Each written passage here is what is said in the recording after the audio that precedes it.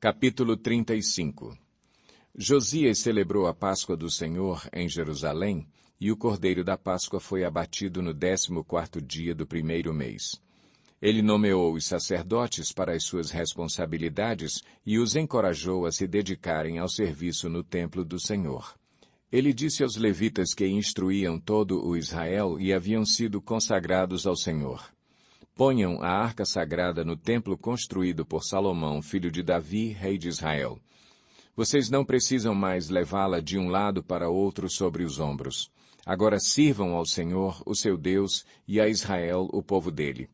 Preparem-se por famílias em suas divisões, de acordo com a orientação escrita por Davi, rei de Israel, e por seu filho Salomão. Fiquem no lugar santo com um grupo de levitas para cada subdivisão das famílias do povo. Abatam os cordeiros da Páscoa, consagrem-se e preparem os cordeiros para os seus irmãos israelitas, fazendo o que o Senhor ordenou por meio de Moisés. Josias deu a todo o povo que ali estava um total de 30.000 ovelhas e cabritos para as ofertas da Páscoa, além de 3.000 bois. Tudo foi tirado dos bens pessoais do rei. Seus oficiais também contribuíram voluntariamente para o povo, para os sacerdotes e para os levitas.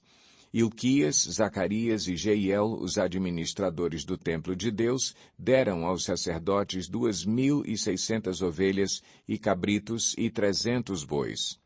Também Conanias, com seus irmãos Semaías e Natanael, e os líderes dos levitas, Asabias, Jeiel e Josabade, ofereceram aos levitas 5.000 ovelhas e cabritos e 500 bois.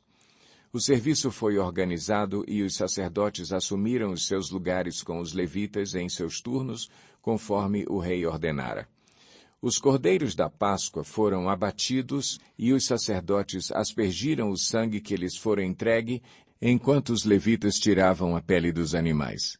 Eles separaram também os holocaustos para dá-los aos grupos das famílias do povo, para que elas os oferecessem ao Senhor, conforme está escrito no livro de Moisés. E fizeram o mesmo com os bois. Assaram os animais da Páscoa sobre o fogo, conforme prescrito, cozinharam as ofertas sagradas em potes, caldeirões e panelas e serviram rapidamente todo o povo. Depois disso, os levitas prepararam a parte deles e a dos sacerdotes, pois estes, descendentes de Arão, ficaram sacrificando os holocaustos e as porções de gordura até o anoitecer. Foi por isso que os levitas prepararam a parte deles e a dos sacerdotes, descendentes de Arão. Os músicos descendentes de Asaf estavam nos locais prescritos por Davi e por Asaf, Emã e Gedutum, vidente do rei. Os porteiros que guardavam cada porta não precisaram deixar os seus postos, pois os seus colegas levitas prepararam as ofertas para eles. Assim, naquele dia, todo o serviço do Senhor foi executado para a celebração da Páscoa e para a apresentação de holocaustos no altar do Senhor, conforme o rei Josias havia ordenado. Os israelitas que estavam presentes celebraram a Páscoa naquele dia e durante 7 dias celebraram a festa dos pães sem fermento. A Páscoa não havia sido celebrada dessa maneira em Israel desde os dias do profeta Samuel. E nenhum dos reis de Israel havia celebrado uma Páscoa como esta, como o fez Josias, com os sacerdotes, os levitas e todo o Judá e Israel que estavam ali com o povo de Jerusalém. Esta Páscoa foi celebrada no 18º ano do reinado de Josias. Depois de tudo o que Josias fez e depois de colocar em ordem o templo, Neco, rei do Egito, saiu para lutar em Carquemis, junto ao Eufrates, e Josias marchou para combatê-lo. Neco, porém, enviou-lhe mensageiros dizendo: não interfiras nisso, ó rei de Judá.